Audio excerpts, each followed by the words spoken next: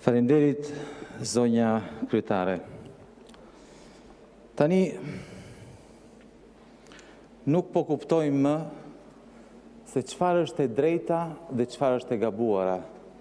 Çfarë është normale dhe çfarë nuk është normale në një vend demokratik. Tani, kam këtu listën e emrave të politikanëve dhe zyrtarëve të lartë që janë në hetim ose të pandehur, ose në burg, në arrest shtëpie, dhe prap vazhdojnë dhe mbajnë detyrën. Tani, Belinda Balluku, e dini, po më nçmos, që të qëndrojnë detyrë. Është akoma, de facto, Belinda Balluku është në detyrë, vazhdojnë e bën punën. Po kjo s'është fare. Tani, se nuk di nga ta filloj, Berberi e dini. Berberi është në burg, se nga Berberi filloj gjithçka. Ky zotëria këtu është Gentian Gjyli. Do thosh ai ishte drejtori i ARSH-s, por është drejtori i ARSH-s. Zotëria është drejtori i ARSH-s në detyrë. E dini ku është tani që flasim? Është në shtëpi. Nuk del dot nga shtëpia. Është në arrest shtëpie. Nuk mund të dalë nga shtëpia. Ky zotëria këtu vazhdon e bën tendera prej 100 miliona euro. Ky është varsi direkt i Belinda Ballukut. Po ky është një. Kemi tjetrin. Ky është Erald Elezi. Ky është drejtori, prap edhe ky, nuk është ish drejtori si duhet ishte. Ky është drejtori aktual i Keshit, të nderuar deputet të majorancës. Vëmendje. Është drejtori aktual i Keshit, është në arrest shtëpie. Në arrest shtëpie. Në arrest shtëpie. Nuk ju bën përshtypje. Ky vazhdon, ta them unë çfarë më përshtypje, ta them unë çfarë më përshtypje. E çfarë më përshtypje, ty s'të bën përshtypje, po ta them unë çfarë më përshtypje.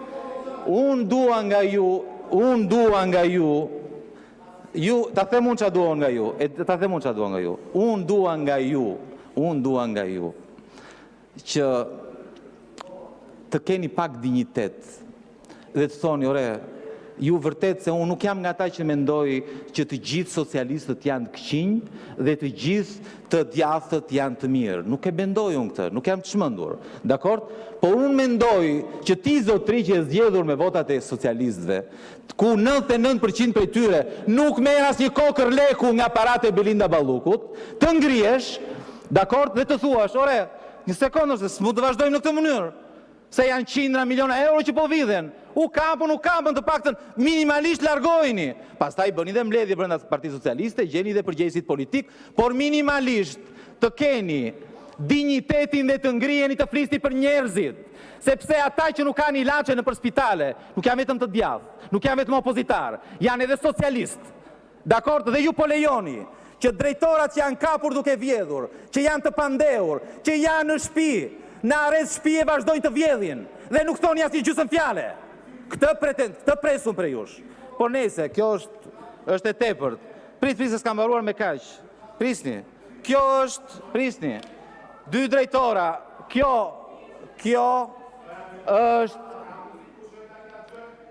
është Viola Agji Ademi.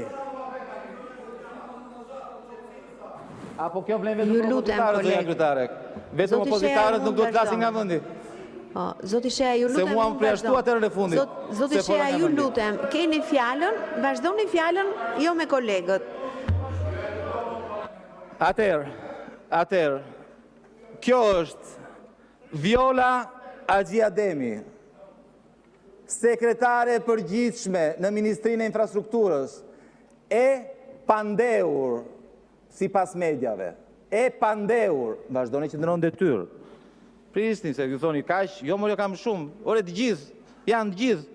Keni marrë peng ministrit me njerëz të akuzuar të marrë të pandehur për korrupsion.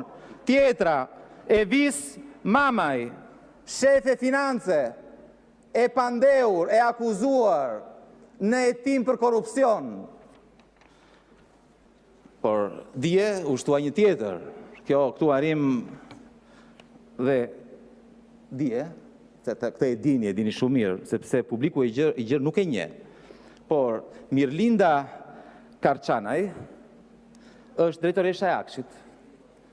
dhe dje kur ju dëgjuat që arritën deri te kjo, të cilës ju askush nuk guxonte t'i përmendte emrin nëpër media, është totalisht e panjohur. Unë do doja të bënim një kërkim në Google dhe shikonim nëse në ndonjë media është përmendur ndonjëherë emri i kësaj, vetëm mund të jetë përmendur vetëm për ta lavdëruar. Kjo është njeriu më i pushtetshëm pas Edi Ramës dhe ju ra pika dje kur pat që zonja ka shkuar në SPAK e shoqëruar nga avokatja, me shumë gjasa, është e pandehur. Dhe kjo vazhdon të qëndrojnë detyrë. Tani këta ishin vetëm drejtuesit e lartë të qeverisë, por ne kemi bashkit. Bashkit janë një tuf të korruptuarish, jo sipas meje, por sipas SPAK-ut. Keni krye të korruptuarin, kryetarin e kryetarës bashkisë ka pothuajse një vit në burg vazhdon të qëndrojë në detyrë. Pse? Sepse nuk shkulen nga karrigja. Nuk shkulen.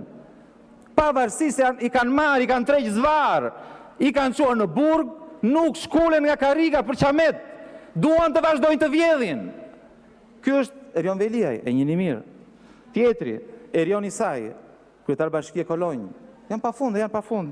Është Benet Beçi, Eriselda Stefa, janë pa fund, janë me dhjetra. Tani ju do thoni, pse njerëz qytetarëve duhet të interesoj, se prandaj po thosha në fillim, për ju ky është normalitet. Tani pse? Dhe pse unë pres nga ju që të ngrini zërin? Kuptohet është retorike ose nuk pres asgjë në fakt, është thjesht. Tani kjo është kresa dhe tani ta kuptoni. Kjo është kresa e Belinda Ballukut, me që kemi dhe ministrin e financave këtu, të japi një shpjegim, se kjo është një çështje tjetër për cilën nuk flitet nëpër media.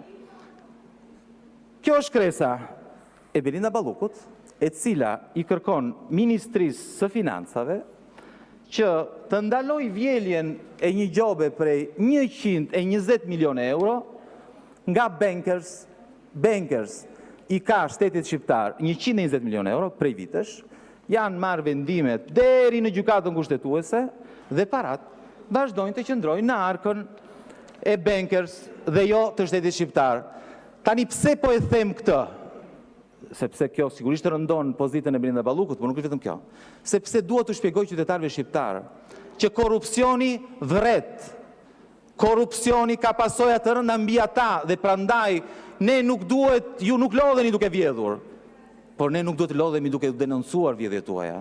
Sepse nëse do ishin marrë 120 milion euro nga arkat e bankers dhe do ishin në arkat e shtetit shqiptar, Edi Rama nuk do kishte justifikimin të thoshte s'kemi para për ilaçet e onkologjikut. Kaq kemi.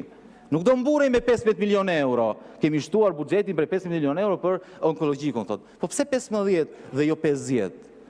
Sepse as 15 nuk mjaftojnë. Kemi 120 milion euro dhe me që është ministri i financave këtu, të na shpjegoj, ore këto 120 milion euro janë vjel apo nuk janë vjel? Një. E dyta,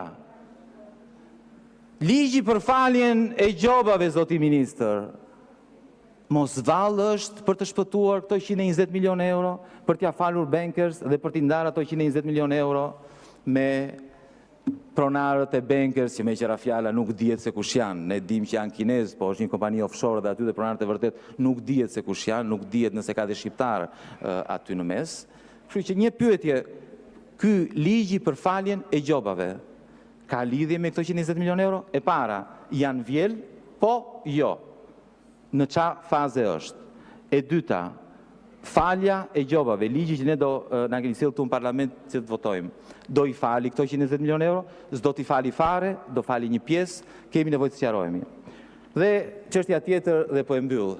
Tauland Balla sot bëri një shfaqje dhe mendoj se me një gjuhë prej viteve 90 mendonte se do ja dilte. Dhe ç'a bëri?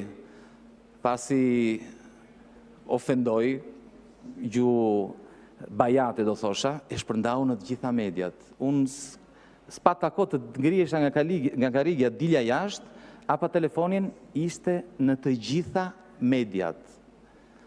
Tauland Balla shan agron sheajn. Thua ti se më ulën mua tani dhe unë bo më shau Tauland Balla.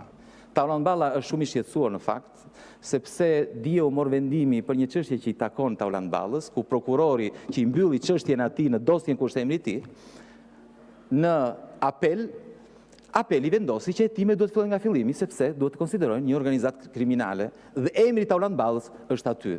Dhe nuk e di ku e gjën kurajon Taulant Balla të vi këtu dhe të filloj të sulmoj.